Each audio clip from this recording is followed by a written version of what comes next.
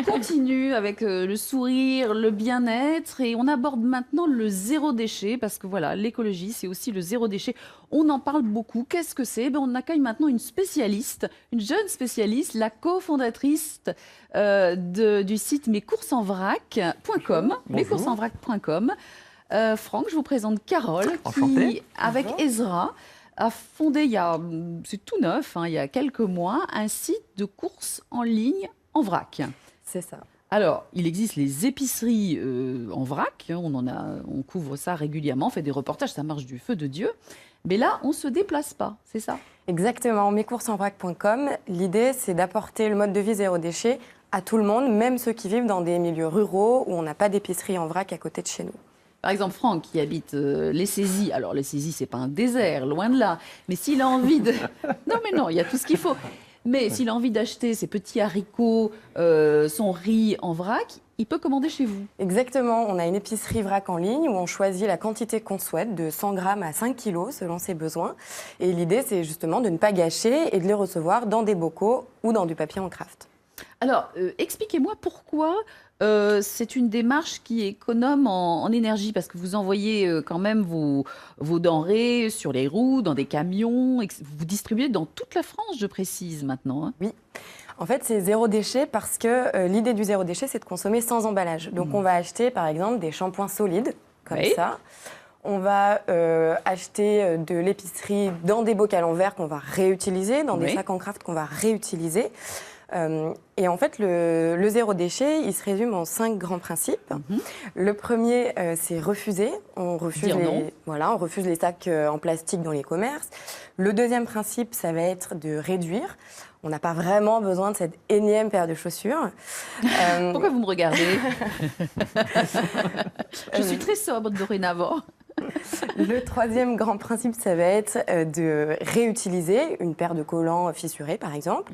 Ensuite, on va recycler quand on n'arrive pas à faire les 3 principes d'avant et composter. Et donc, c'est ce qu'on propose en ligne. Alors, la papesse de ce mouvement, c'est une Française. Elle s'appelle Bea Johnson. Elle est très connue. Alors, Franck, pour vous dire, c'est elle qui a lancé le mouvement du zéro déchet, enfin, en gros.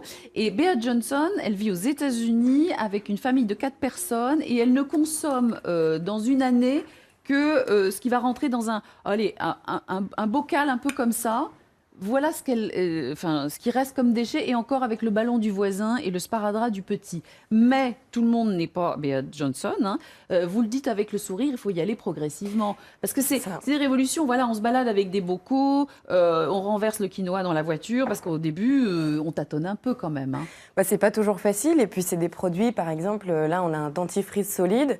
Bon, a priori, il y a quand même une petite barrière psychologique pour passer à ça.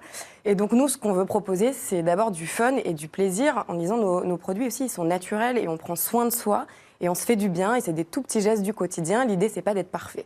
Oui, et vous dites que ce n'est pas une punition. Alors, et d'ailleurs, pour accompagner nous autres dans ce changement, cette révolution, vous proposez des ateliers, parce que c'est bien beau d'acheter en vrac, c'est encore mieux de réduire tout ce qui est produit, Franck, pour nettoyer nos produits quotidiens, pour se démaquiller, etc.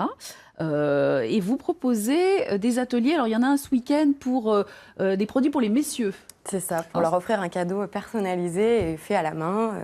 Et là, aujourd'hui, vous allez nous montrer comment faire un baume à lèvres. C'est ça, ça prend 30 secondes, ça coûte pas cher et c'est naturel et ça permet d'avoir les lèvres tout hydratées sur les pistes.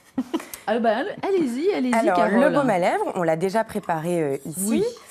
En fait, on va prendre 2,4 g de cire d'abeille en pépites, 3 g de beurre de karité, 4,8 g d'huile de coco et une goutte de vitamine E avant ou après la préparation pour conserver. On fait chauffer. Alors nous, on a un petit bol, mais on peut le mettre au bain-marie chez soi. Ça donne ça. C'est important de peser. Hein. C'est au gramme près. Ça, c'est très important. Sinon, on a des résultats Parce que vous les avez testés, les recettes, et voilà, celle que vous proposez, elle est testée et ça marche. Et donc, on arrive avec un petit baume comme ça.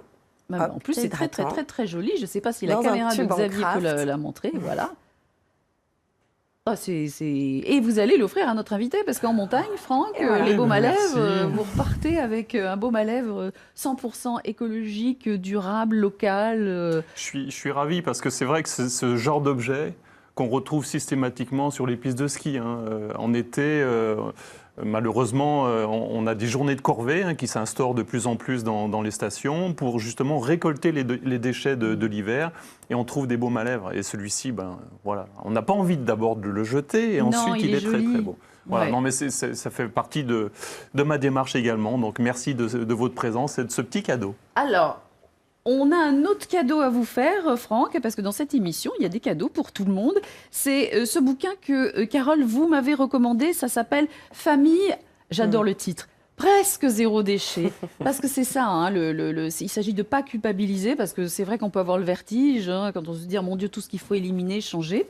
Et ce livre, il est très rigolo. Il y a des petits dessins, il y a des recettes que vous avez testées d'ailleurs, mais c'est mieux d'aller aux ateliers de Carole. Et alors, par exemple, des petits mots du style « Restez cool, détendez-vous car il faut du temps ». Comme toute progression, elle se fait par escalier, par palier. La décision et le passage à l'action, les petites victoires, les coups de mou, les déceptions, des victoires, des reculs. Vous aurez des moments de fatigue, de démotivation qu'il faudra dépasser. Personne n'est parfait, on le savait. Merci. Voilà. Bon. En application. Vous êtes prêts? Ah bah non, mais là, ce week-end, vous allez potasser et hop, dans votre chalet. Parce qu'en montagne, c'est important quand même l'environnement et voilà, c'est crucial. C'est plus qu'important. On se sent extrêmement fragile malgré la solidité d'une montagne. On découvre chaque année les immenses perte des glaciers, la difficulté d'avoir de la neige, etc. Donc on sent bien qu'il se passe quelque chose et qui n'est pas normal. Donc voilà, soyons tous vigilants en essayant de s'approcher du presque zéro déchet. Juste au titre des anecdotes, régulièrement avant, on partait avec ma famille dans un petit chalet d'alpage sans eau et sans électricité. Et ma première vraie surprise, ça a été que les enfants s'en passent très très bien de télé, etc. Ils sont plus souples que nous. Ils sont extrêmement souples et donc voilà, c'est une expérience que j'invite tout le monde à faire. Voilà, je crois que les enfants sont extrêmement réceptifs. La sobriété, c'est pas forcément souffrir. On accueille